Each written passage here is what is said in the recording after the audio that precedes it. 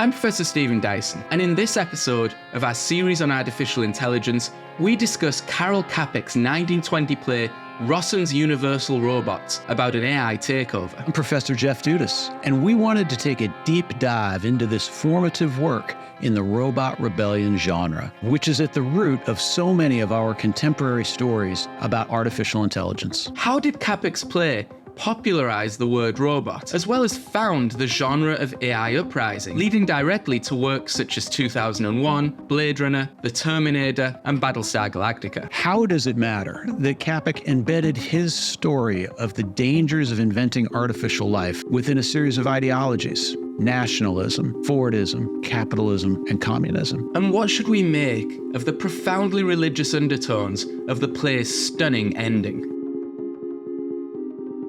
Rossum's Universal Robots, Karel Čapek's 1920 play, takes place on an island. And on this island, all we're really told about the island is there's a whacking great factory on the island, which is the titular Rossum's Universal Robots. Rossum is, well, there's a Rossum the Elder and Rossum the Younger. They are founders of the factory, which has a patented process for creating artificial persons, or what are rather famously known in the play as robots. And so one claim to fame of this play is that it's a play that's written in Czech, and the question arose for the playwright, what do I call these creations? You know, the like automatons, artificial beings. And he came up with this word robot from the Czech robota, which the etymology of that is, it, depending upon which translation you look at, it can mean slave, laborer, or I think the one we're most fond of, serf. And a serf being forced laborer. Yeah, a forced laborer, but someone who's less kind of, what is it, less committed totally and lifelong than a slave to the laborers? What is the distinction? I mean, is it not a Russian or Eastern European term primarily? It's a laboring system that links in greater and lesser degrees a person to property and to land. And I think it varies depending upon which historical context and which geographical context we're thinking about. But serfdom simultaneously signifies one's class place where one exists within a class system. And it also signifies some, as I say, greater or lesser association with a particular bit of property. Okay. And it instantiates people at the bottom end of a relationship with an owner. Okay, so this factory is turning out, is making artificial people, and the term that's being used is robota with the connotations that we've described. What happens to kind of disturb the equilibrium on this island in Rossum's Universal Robots is Helena Glory, who is described as President Glory's daughter, although President Glory is never actually described. And I did wonder, is he president of the corporation? Is he president of a country? What was your take on that? I had the sense that he was a political figure. Okay. But we don't know, to your point, we don't know of which nation he is supposed to be president. We don't know what kind of geopolitical system exists at this point in human history. We are told this is the near future. So it's conceivable that I think there are a variety of ways that one could persuasively understand the role of Helena Glory and who she is.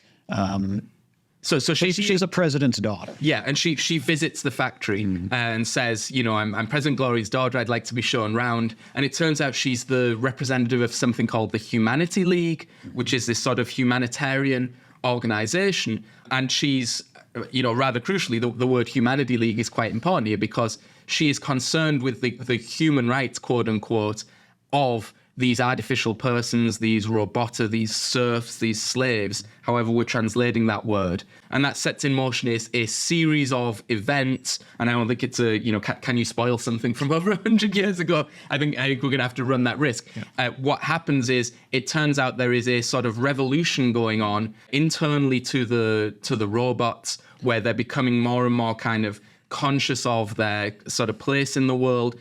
She has some role in kind of forwarding their conscience and their consciousness and trying to sort of make the argument that they should be accorded more rights. And anyone who has seen any of the numerous works that RUR is clearly, Rossum's Universal Robots, is clearly in the background of and clearly inspired, like Blade Runner, Terminator, Battlestar Galactica, a million, iRobot. Anyone who's seen any of those works can kind of figure out what's going to happen once these robots, once the robot's increasing understanding of their underprivileged position and their increasing sort of acquisition of faculties that are more and more human collides with the different goals of their human owners and those humans who are trying to advocate for rights. There's obviously a collision coming. There is a collision coming. It's also, I think, important for us to note that these robots have been designed with a critically important distinction from their human overlords and designers, which is that they've been designed without a soul. Yeah. So these are robots who have advanced intellectual capabilities, clearly have advanced technical and workmanship types of capabilities as well. It's work skill sort of abilities. But it had turned out that equipping these kinds of robots with a soul was just too difficult to do. And so the Rossum the Elder had sort of driven himself mad trying to figure out how to make essentially perfect replicas of humans in a kind of a god-like status. And Rossum the Younger, his son, was much more of an engineer.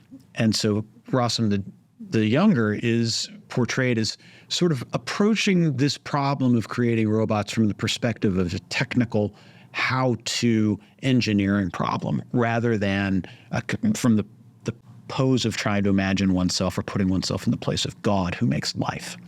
And so what ends up happening over the course of the play is that it seems like sort of by stages that are sometimes obvious and sometimes unclear how this is happening, that these robots are gaining, it's not that they're gaining consciousness necessarily, at least as I read it, it's that they're gaining little bits of a soul and of emotionality. And in particular, one of the hinge points appears to be a point at which the designers of the robots decide to endow them with the ability to feel pain, which they had not yet. And this appears to be like the sort of the big hubristic mistake that the humans make, because it's exactly this endowing of the robots with a soul, with the full scope of emotionality that human beings have, and with critically the ability to feel pain. This appears to be the trigger that leads to the robot uprising and rebellion.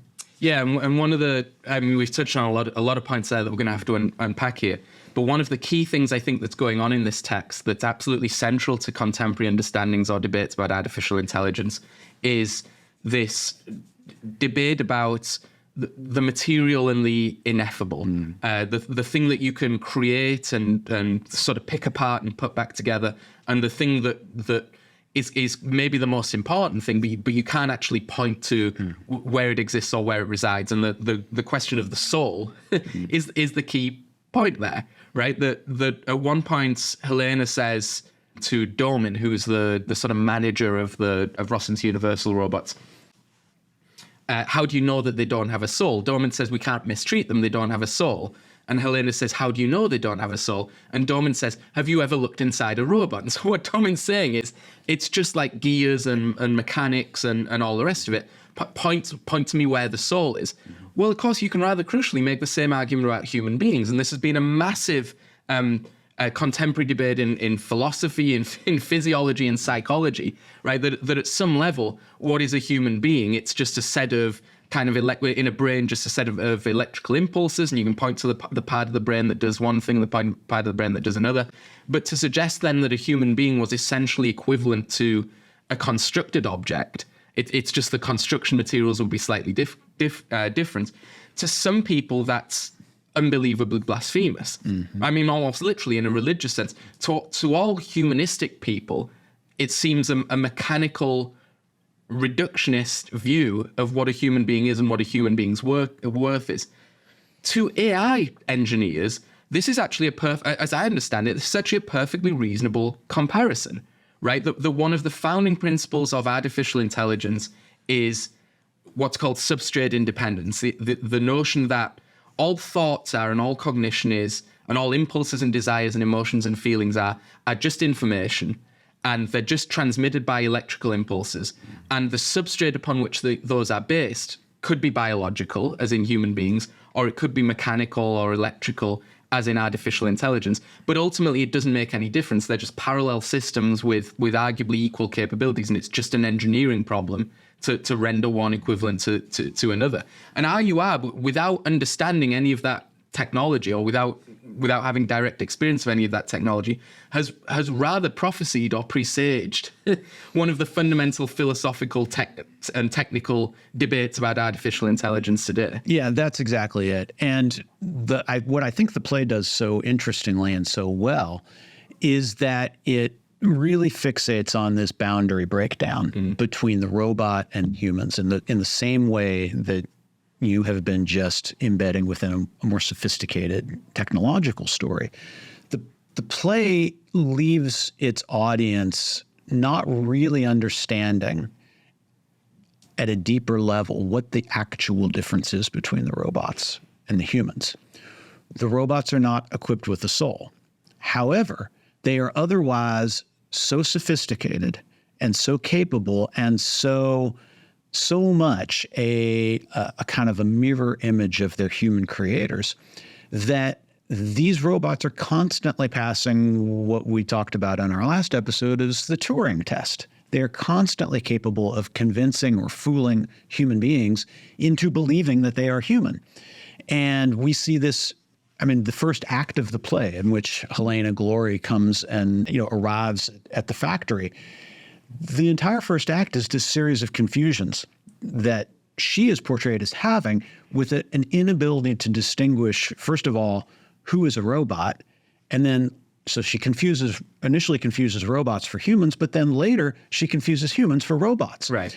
And it turns out that the entire play ends up being this sort of identity confusion or this collapse of boundaries between the human and the inhuman.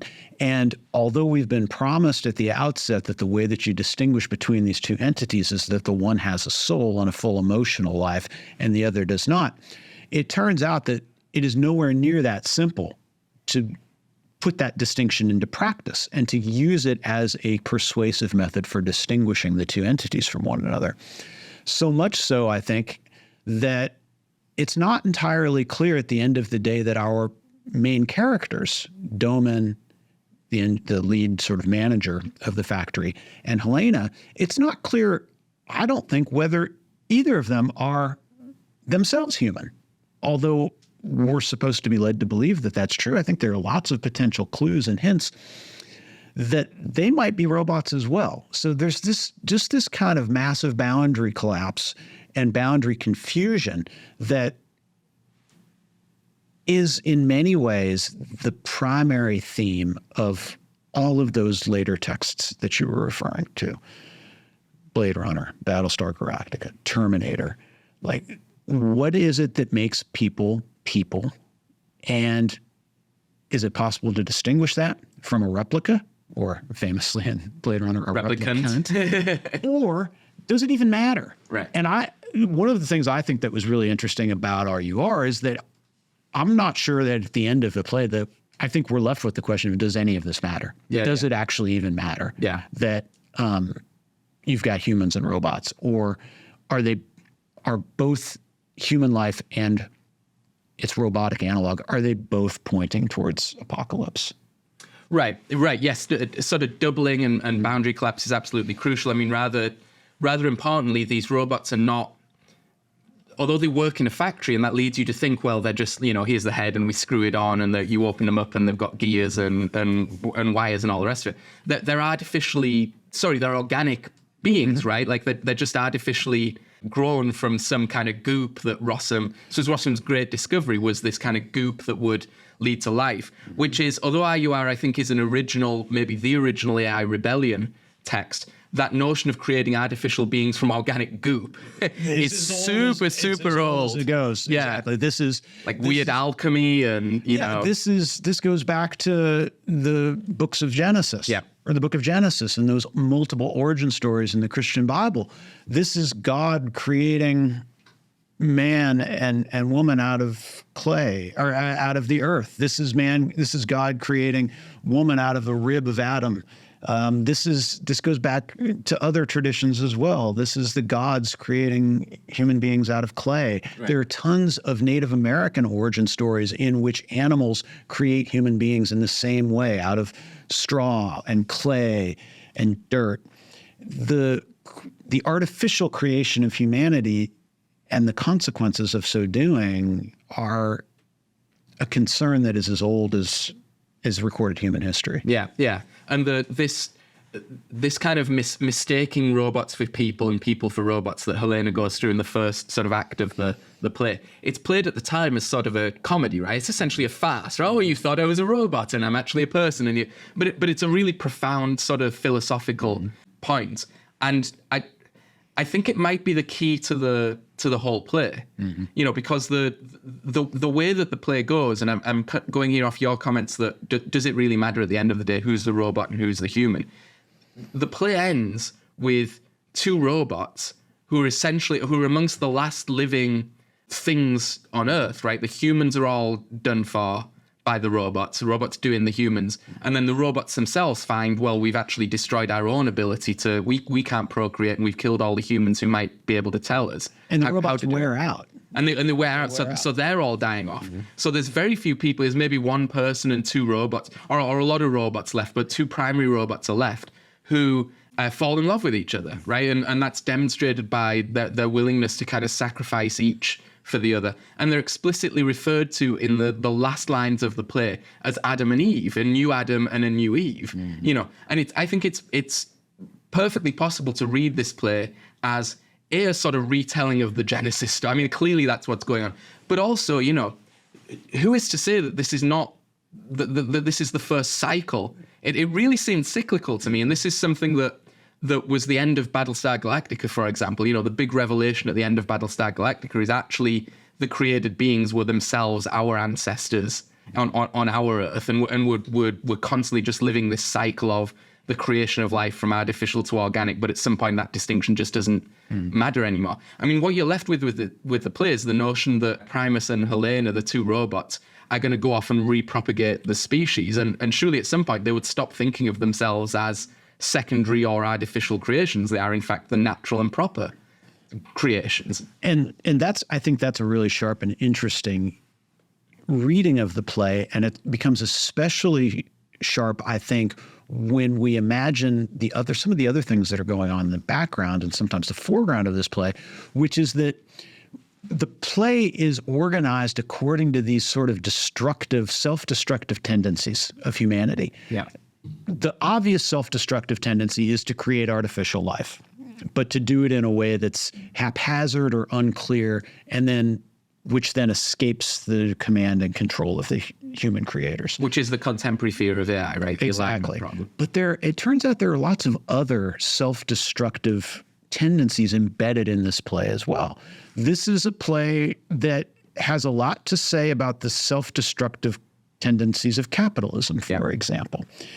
And particularly advanced capitalism, which, as you might want to talk about, is frequently organized according to these Fordist logics of production.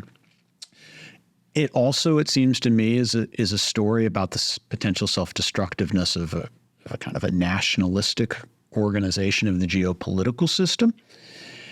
And it harkens back as well to the sort of self-destructive tendencies of people who imagine themselves as lighting out into some unoccupied space or lesser occupied space and trying to remake a kind of a community there.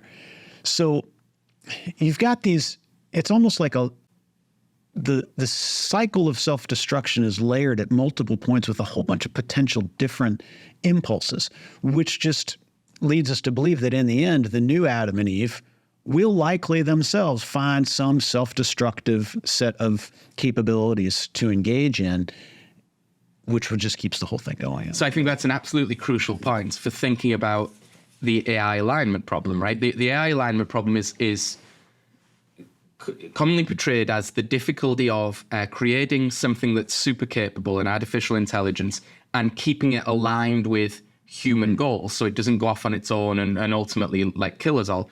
Well, in RUR, the sin of humanity is not really the creation of artificial life. it's all the other thought constructs that are prevalent in 1920 when Čapek's writing this play, right? So Fordism and the assembly line, right? The reduction of humans to pure labor with that are just functionally utilitarian, almost literally cogs in a wheel. Cogs in a wheel, routinized roles. Right. You stand at the assembly line and you do a single job over and over. And that's your life. That is the value of your life, and the boundaries of your existence as recognized by your employer and by extension the state and the community is your capacity to do this boring, repetitious job. Capitalism more broadly, that the robots are being bought and sold. I mean, that's how the play opens, right? Is Dorman is dealing with problems in delivering robots and some new orders that are coming in and just buying and selling of labor. They've overproduced. Yeah. In the same way, right, that, for example, the kind of classic Marxist critique of capitalism, which is this just kind of unrelenting tendency towards overproduction, which ends up being, famously in Marxist phraseology, it means that capitalism ends up being its own gravedigger. Yeah. We see that here as well. Yeah. They're making way too many of these robots. Yeah. They don't have anywhere near the market that could satisfy this sort of supply. And it's precisely because they've overproduced so much that humanity gets wiped out so easily when the robots do engage in rebellion. Right. And they're able to overproduce because they're using hyper-efficient Fordist principles, which are very good at producing stuff, but less good at cultivating kind of sensible, sustainable, long-term strategies of existing within the world. Atheism is sort of indicted, right? Rossum the Older is portrayed as solely and purely motivated by a desire to prove either that God doesn't exist or that God has been supplanted or is irrelevant, right? Because now I can create life, so what have you got to do with it, God? That's indicted. Yeah, there's that hubristic element. Absolutely. He imagines himself and creates the scenario under which he himself can be the creator of life. Nationalisms, there's a lot of talk about, it's clearly the island exists sort of out of time and space, but the only part of the outside world with which it interacts is a Europe that is riven by war and by nationalisms and militarism. And the play is written in 1920, at right. the very end of what was then by a category difference, the most catastrophic set of armed conflicts in human history. Right. And so you've already got this overwhelming kind of despair that's floating in the air and this sense of apocalypse because, in fact, vast stretches of the globe were sort of apocalyptically rendered as a result of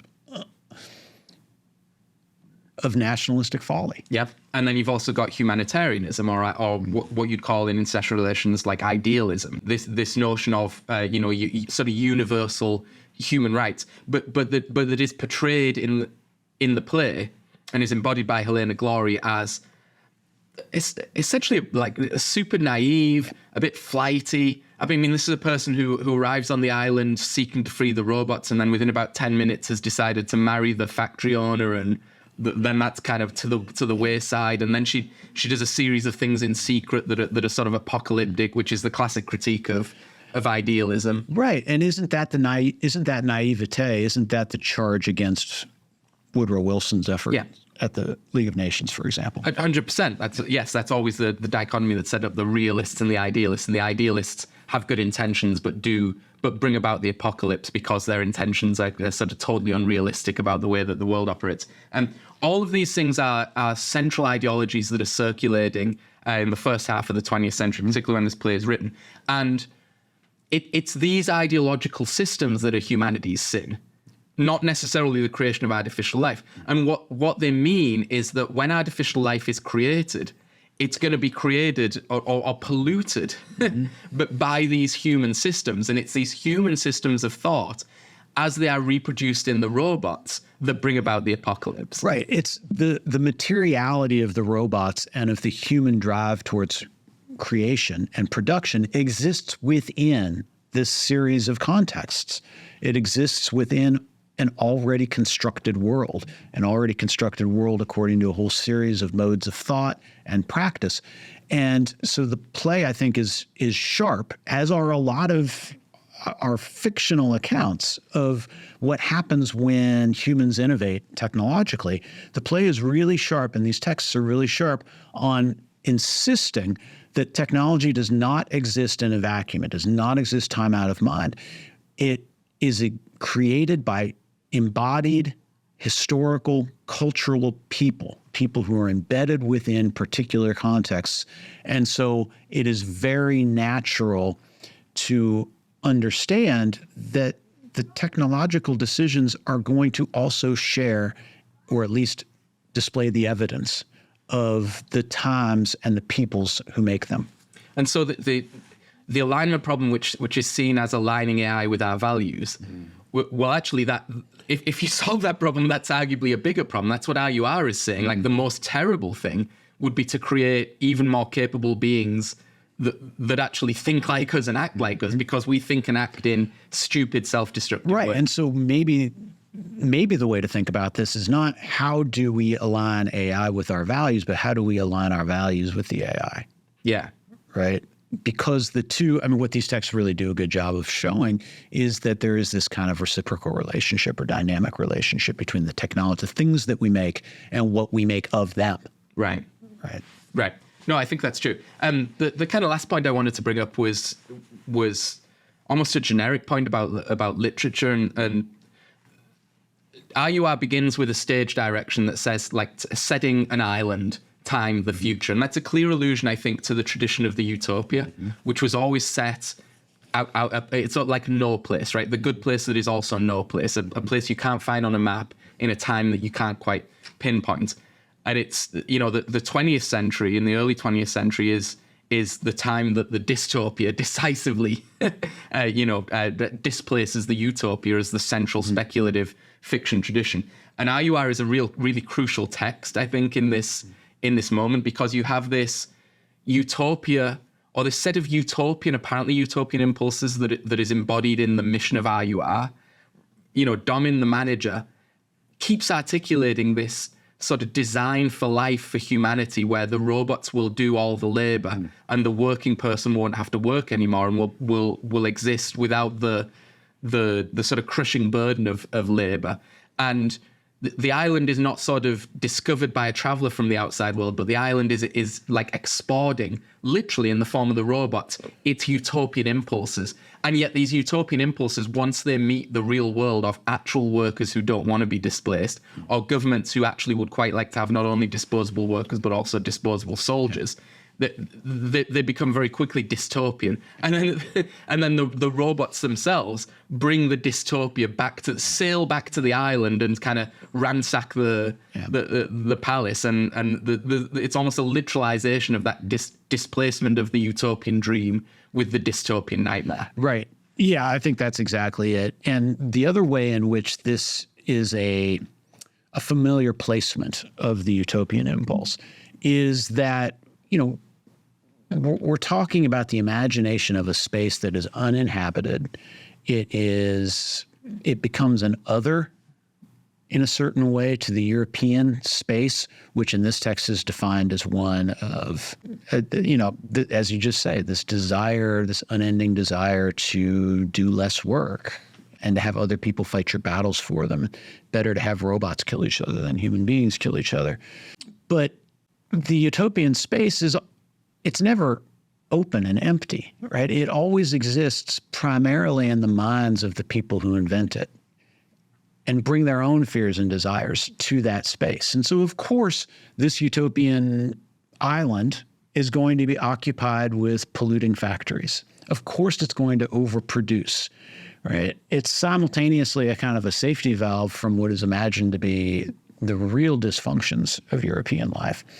But also it's pitched, at least ideally, as a place where humanity can get right with itself and can do these things, live a leisure life, essentially, is just what Domin is promising. But those things can't escape.